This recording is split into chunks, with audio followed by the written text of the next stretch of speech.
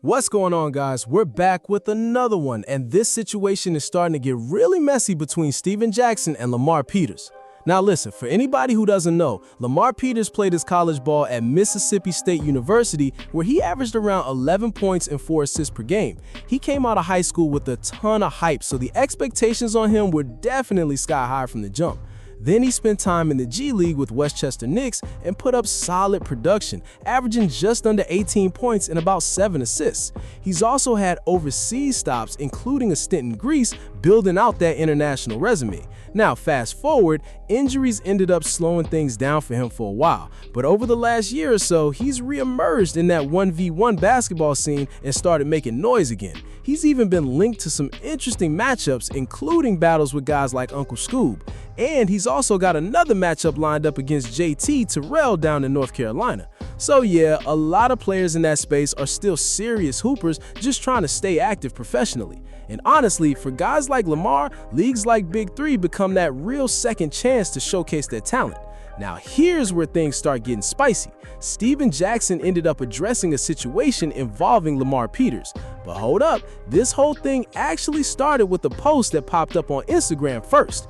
In that post, things got disrespectful fast, with comments calling out Stack and questioning his character. It even escalated to claims about how he allegedly handled certain interactions that rubbed people the wrong way. And now fans are completely split, trying to figure out what actually happened behind the scenes. Was Lamar viewed like that all along, or did everything explode after the opportunity didn't go the way it was supposed to?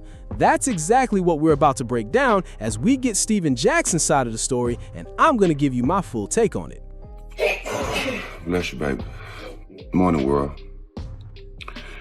I just don't be understanding you niggas, man, who be raising you niggas. So, y'all know I gave Frank Nitty and Hezzy God their opportunities to come in at BIG3. Drafted Frank Nitty a couple times. I tell Frank Nitty every year, bro, if it's a spot, if I can draft you, and it's not nothing that we need that's better, I'm going to draft you. All you got to do is ask him. I tell him that every year because I want to continue to give him opportunities, because a lot of these other teams and players ain't going to give street ball players opportunities, right? So I do it. I don't know this cat Lamar Peters. Never met him in my life, y'all. He wasn't on nobody's draft board. Listen to me. He wasn't on nobody's draft board. I reached out to him and told him, I said, bro, I'm going to draft you. I'm going to draft you. We got 2 picks. I don't know why our first pick going to be. I'm thinking we're going to have a mid-first round pick. You dig what I'm saying? I'm going to draft you.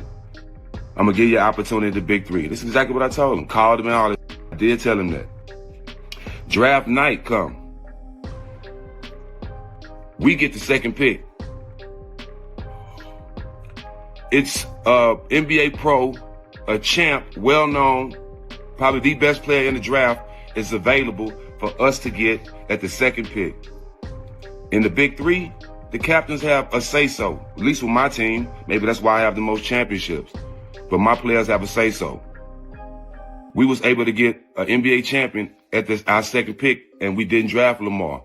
That was a business choice and a smart choice. And him and all his millions and whoever mad, I don't give a f. You're not ready to be a professional, bro. Because if you got cut by an NBA team, you wouldn't call them saying all the clown shit. That don't move me, bro. That let me know you broke and emotional. You know what I'm saying? You counted your eggs before they hatched. That ain't my fault. I don't do that. But you're not a professional. I've been cut 27 times, promised all kind of jobs before I got to the NBA. You don't do that, bro. That's why you in the position you in. But I ain't gonna belittle you because you're embarrassing yourself, dog. You don't even know it. You and all the people that's jumping on your side, you can tell y'all ain't never accomplished nothing. Y'all ain't never been pros. And y'all ain't never did real business, bro. So if you think this gonna help you get in the BIG3, dog, it ain't. Now you want to talk about everybody in the BIG3 because you not in, bro. That's not the way to handle it. And this attitude is why you never been a pro, my nigga. Don't count your eggs before they hatch, bro. Just be happy I was going to give you an opportunity. Like I gave Frank White and Hezzy God an opportunity. The first to do it. But you know what? God work in mysterious ways. I'm glad you flashing out like this, bro. Because I escaped the problem. you would have been a problem. And you don't deserve to be in this league, bro, because of your attitude. So I'm glad you're jumping on the internet and doing all this clown, bro. I'm glad you're doing it. You know what I'm saying? Because I'm glad you're doing it because you're embarrassing yourself. And everybody that's with you, embarrassing themselves too, bro. This is why, the plain reason why you're not a professional and you wasn't nobody else on nobody else's draft board, bro. Because you're not ready. You probably don't even know how to guard a pick and roll, bro. Y'all think that y'all can come in this big three and just score. Ask Frank White, ask Frank Nitty, ask Nas how different this is, bro. And if anybody would have drafted you over a non-professional champ, they don't need to be a coach or running no team, my nigga. Wish you well, fool. But this ain't gonna get you nowhere.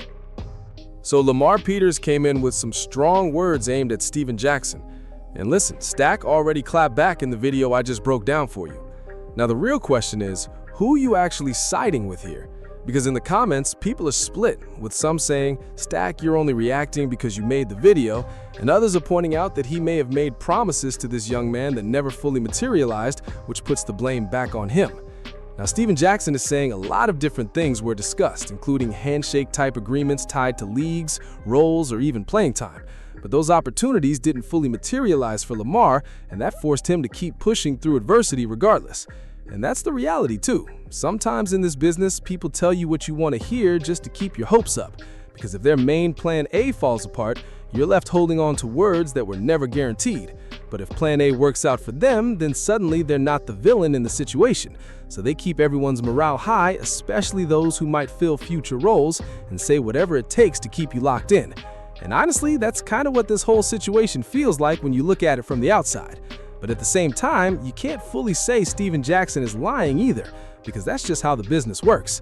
Now, if he said something like, I'll take you if nothing better comes, that's one conversation. But if I were more definitive, like you're definitely coming in, then that changes everything. And you've got to ask if Lamar turned down other 1v1s or opportunities.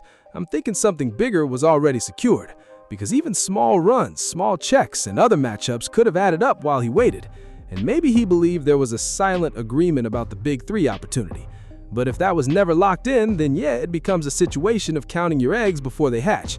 And even Stack himself has used that kind of language before in describing these situations. But here's the key. If you commit to something like the Big 3, you might have to turn down other 1v1 opportunities. And if you're taking those 1v1s, then that could interfere with other commitments down the line. I recommend that Steven Jackson look at that side of it as well. And for Lamar Peters, my advice is simple. Don't get overly emotional on the internet over this. Treat it as a learning experience and move smarter from here. Because the moment you start reacting publicly like that, people start questioning your composure. And whether fair or not, perception in this game matters a lot. From his perspective, he might feel like his word isn't solid with me going forward, or I'll believe it when I see it. That's kind of the mindset you've got to have. Hold up until things are actually signed and locked in, Steven Jackson and Lamar Peters included. Because at the end of the day, until you've got something on paper, a real legal agreement, there's nothing you can really enforce if things change. So if promises fall through or plans shift, sometimes you just have to step back and recalibrate instead of reacting emotionally. And listen, this isn't just basketball. It happens in careers everywhere. You could be promised promotions, job roles, or opportunities that never fully materialize. People will sometimes bring you in emotionally just in case their main plan doesn't work out. And that's how you end up feeling like you were the chosen one the whole time, even when nothing was guaranteed. So you can't always take those situations too personally. Now, don't get it twisted. There are still people out there who genuinely mean what they say. When they tell you something is yours, sometimes it really is yours, but those cases are rare. And that's something I really want to emphasize in this conversation. But look, zooming back in, Lamar Peters is definitely skilled enough to be in a league like Big 3. The problem is there's a lot of hoopers competing for those same spots. Even guys like Nate Robinson have shown how competitive that space really is. So maybe his opportunity comes next year, but he has to stay ready. Keep grinding, stay active, and look for other pro routes, whether that's overseas or elsewhere. Just keep playing wherever you can get to a real run. Even tournaments like the basketball tournament can be a big opportunity with real money on the line. We're talking serious payouts if you win, even if it's split across a roster. So yeah, get in, compete, and try to take advantage of every lane available. At the end of the day, there's more than one path in this game. Let me know what you think in the comments, and don't forget to like, share, and subscribe. Till next time.